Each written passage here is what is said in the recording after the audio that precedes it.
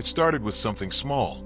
Mary, a 72-year-old grandmother from Ohio, had just finished folding a load of laundry. Not hers, but her daughter's. She glanced at the clock, 5:30 p.m. Time to pick up the grandkids, cook dinner, and then help with homework. Again, that night, as she eased herself into bed, her knees ached, her shoulders burned, and something inside her whispered, "When was the last time I lived a day for me?" It wasn't anger she felt, just a quiet ache. Not in her body, but in her spirit. Have you ever felt that way? Like you've spent years, maybe decades, loving your children so deeply that somewhere along the way, you forgot how to love yourself, too. You still want to be there for them. You still want to be kind, helpful, present. But maybe, just maybe, it's time to ask, what about your time, your peace, your life? If this touches something in your heart, stay with me, because in the next few minutes, I want to walk with you, gently, honestly, through a conversation most families never have. Not about guilt, not about letting go, but about taking back your space without pushing anyone away. Together, we'll explore how to love your adult children without losing yourself. Let's begin.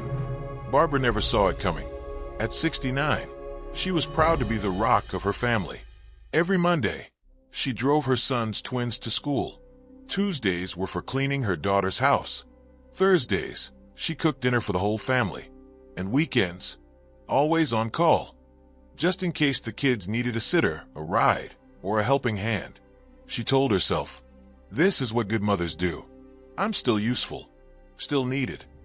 But one afternoon, while waiting at the pharmacy for her arthritis medication, running late, skipping lunch, and ignoring the pain in her knees, a quiet thought crossed her mind. Why do I take better care of everyone else than I do myself? And just like that, it hit her. This wasn't just love. It was something else. A quiet kind of self-abandonment, wrapped in good intentions. You see, many older adults fall into the same invisible trap. We grow up believing that love means giving. And the more we give, the better we are, as parents, as spouses, as people. But no one tells us what happens when the giving never stops. When our own health, dreams, and rest become afterthoughts. When our days are filled with doing for others and almost nothing for ourselves. This isn't about blaming anyone. It's about recognizing a pattern and gently asking, have I been so busy being there for them that I forgot how to be here for me? Barbara did. And when she finally took a full day off, just to read, walk, and breathe, she said it felt like coming home to herself. So here's the first quiet truth. Love that costs your well-being isn't love. It's overfunctioning. And you deserve better than that. In the next section, we'll talk about one of the hardest and most important steps you can take to reclaim your peace. Not pushing your children away, but learning how to set boundaries that protect your joy. Let's go there now. When Harold told his daughter he couldn't watch the kids every weekend anymore, he expected tears, or guilt, or maybe even anger. Instead, she paused, then said, "Dad, I'm proud of you." Harold was stunned. You see, for years, he had said yes to everything, helping with house repairs, last-minute babysitting, even postponing his own medical appointments to be available for his family. And each time he tried to say no, a little voice in his head whispered, "If I don't help, they'll think I don't care." That voice is common. Many older adults confuse boundaries with rejection, as if choosing rest means choosing selfishness. But here's the truth. A boundary isn't a wall to keep people out. It's a doorframe, showing where you end and they begin. Healthy boundaries don't damage love. They define it. They teach your children that your time matters, that your body deserves rest, that your joy isn't less important just because you're older. And often, they don't respond with anger. They respond with respect. The mistake many seniors make is waiting too long. They say yes for so many years that when they finally speak up, the family doesn't know how to react. Or worse, they've come to expect a version of you that was never sustainable in the first place. But when you begin setting boundaries early, with kindness, clarity, and consistency, you're not creating distance. You're building trust. Because love without respect is dependency. And no parent wants their child to need them so much that they can't grow on their own. So the next time you feel guilty for saying no, remember Harold. His daughter didn't walk away. She leaned in. Because sometimes the strongest families are built not on overgiving, but on mutual understanding. And speaking of understanding, there's one boundary that's often the hardest to draw, the one around money. So in the next section, we'll talk about how to protect your financial peace without feeling like you're turning your back on your children. Let's keep going. Susan was 74 when she quietly pulled out of her retirement savings again to help her son cover his mortgage. It's just a one-time thing, she told herself. But it wasn't. 3 months later, it was the car, then a dental bill, then a business loan. And one evening, while sitting at her kitchen table staring at her checkbook, she realized something heartbreaking. Her generosity had become her vulnerability. Susan wasn't angry. She loved her son deeply. But somewhere along the way, helping had turned into sacrificing. Not just her money, but her peace of mind, her independence, and her future. She is not alone. Many older adults, especially parents who came from a generation of hard work and sacrifice, feel a deep responsibility to step in when their children struggle financially. And let's be clear, helping is not wrong. But when help becomes habit, and habit becomes expectation, it can quietly erode your safety net, the one you spent decades building. Here's the truth no one wants to say out loud. If you drain your savings for your adult children, who will take care of you when you can no longer work? It's not selfish to protect your retirement. It's wise. It's mature. And it's one of the most loving things you can do, because it keeps you from becoming a burden later. Let's not forget, you earned this season of rest. You deserve to enjoy it, without anxiety about bills, without resentment, and without fear that your kindness will cost you your stability. Susan eventually had a heartfelt conversation with her son. She said, "I'll always love you, and I'll always cheer you on. But I need to take care of myself too." And to her surprise, he didn't push back. He started finding his own way. So before you sign that check or transfer that balance, pause and ask, am I helping, or am I rescuing at the cost of my own peace? Because the truth is, you deserve to feel secure, financially, emotionally, and personally. And speaking of personal, in the next section, we'll talk about something many older adults slowly forget. Their passions, their hobbies, their joy. The little things that once made you feel alive. Let's rediscover them together. Jim was a retired postal worker. Quiet man. Wore the same watch for 40 years. Loved crossword puzzles and old country music. He was also a father of 3. And like many parents, once the kids grew up, his whole world revolved around staying available for them. A ride here, a favor there, watching the grandkids, fixing a leaky faucet, always present, always giving. But one day, while waiting outside his daughter's soccer practice, again, Jim looked at the sketchbook he kept in his glove compartment. It was covered in dust. He used to draw, used to lose hours creating detailed pencil portraits, used to feel alive holding nothing but paper and a 2B pencil. And just like that, he realized he hadn't picked it up in over a decade. Jim had become dad, then grandpa, but somewhere along the way, he forgot that he was also Jim. You see, as we age, it's easy to let our identities shrink, to become defined solely by our relationships, our usefulness, our family roles.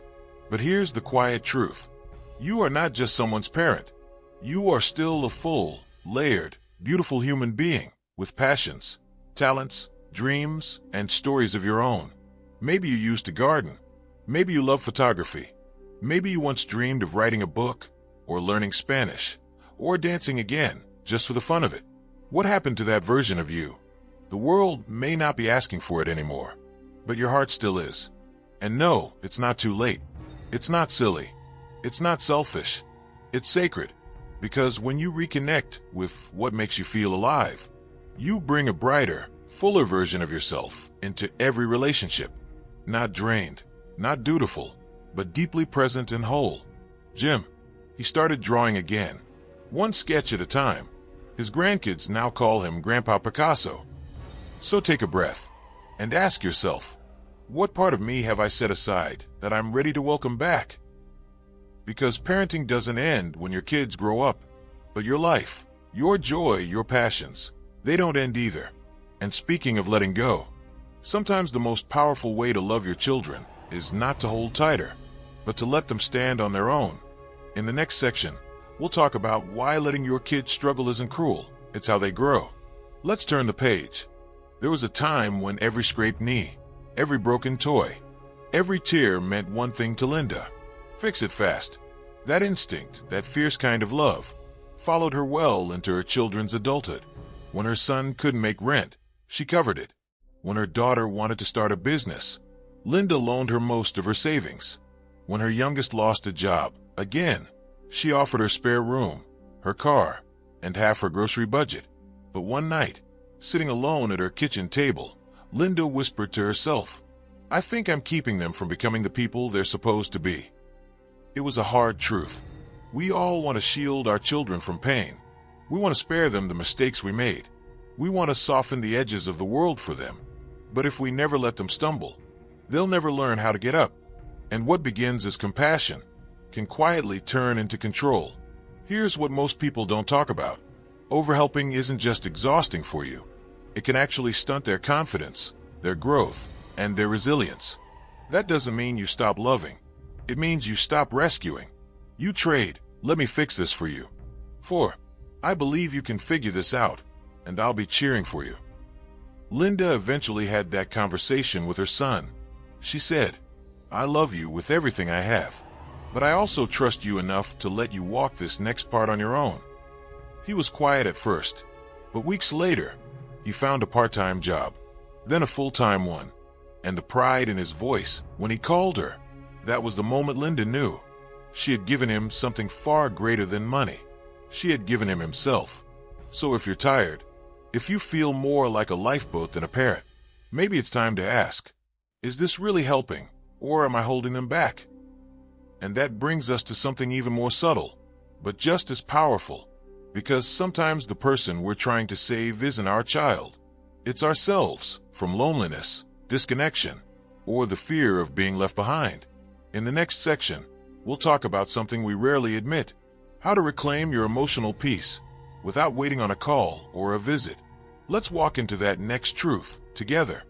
Every morning at 8 a.m., Marjorie would glance at her phone. No text, no missed calls, no "Good morning, Mom." She'd wait, and when the silence stretched into afternoon, a small sadness would settle in her chest. Not anger, just loneliness. A soft ache that whispered, "Maybe they don't think of me as much anymore." Marjorie is like so many loving, devoted parents. She gave everything, her time, her energy, her heart. And now, in this quieter season of life, she finds herself waiting to feel remembered. But here's a gentle truth we don't say out loud enough. Your peace, your joy, your sense of worth cannot be tied to how often someone else picks up a phone. Yes, it's beautiful when our children call, visit, show love. But when we anchor our emotional state to their attention, we're handing over the remote control of our happiness. And we were never meant to live that way. Marjorie eventually had a shift. She stopped checking her phone so much. She started going to a watercolor class at the library. She joined a walking group. She even made a new friend, a widower named Paul, who made her laugh in the middle of Target one rainy afternoon. And something amazing happened. The less she waited to feel loved, the more love found her in unexpected places. You see, emotional independence doesn't mean closing your heart. It means opening it to yourself first. Because you are not just someone's mother or father. You are a soul, a person, a life that still has chapters to write and mornings to enjoy. So, if you've been checking the phone too often, if your heart feels tethered to the attention of others, it's time to ask, what makes me feel full, even when no one else is watching? Because when you fill your own cup, every connection becomes sweeter, not from need, but from freedom. And speaking of freedom, in the next section, we'll talk about one of the most powerful skills you can learn at any age: how to say no with love and without guilt. Let's turn toward that together. Tom had always been the dependable one. If someone needed a ride to the airport, call Dad. If the grandkids had a half day at school, call grandpa. If the washing machine broke or the car battery died, let me ask Tom. He'll know what to do. And for years, Tom always said yes. Until one day, standing in line at the pharmacy, holding his heart medication and rubbing his sore shoulder, he whispered to himself, "I think I'm tired of being everyone's first call, but my own last priority." But when he thought about saying no, really saying it, his chest tightened.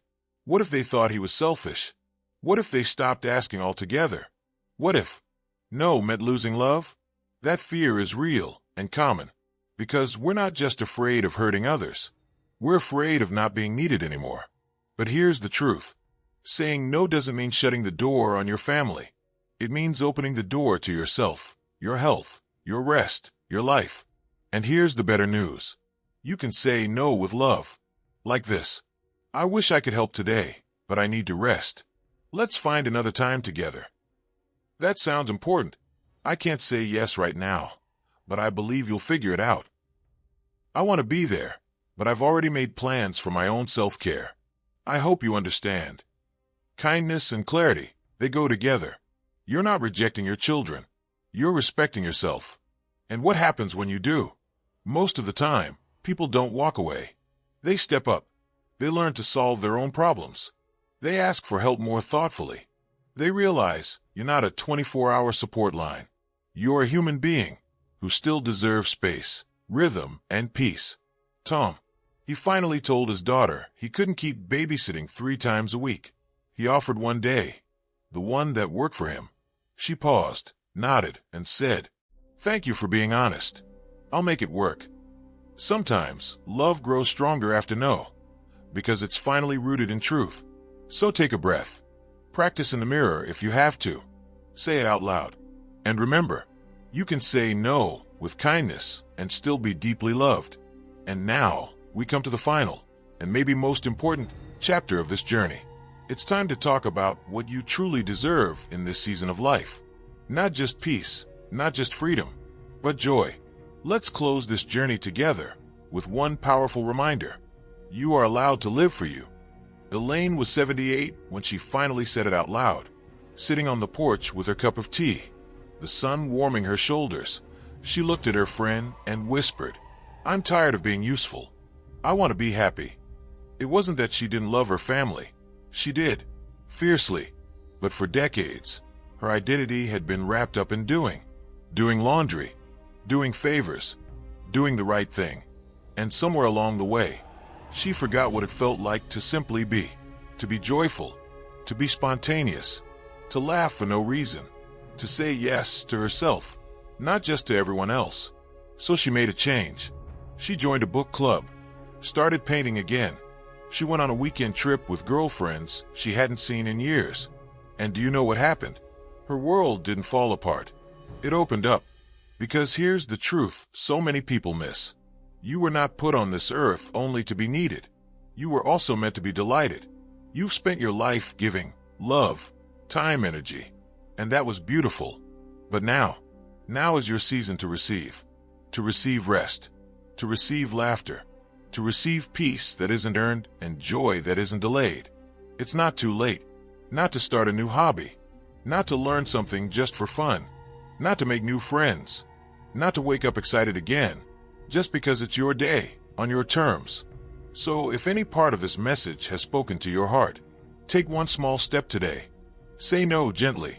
Say yes to something that lights you up. Reclaim your mornings. Protect your afternoons.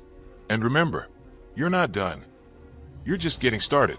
Speech Balloon, tell us in the comments. What's one thing you want to do just for you this month? We'd love to cheer you on.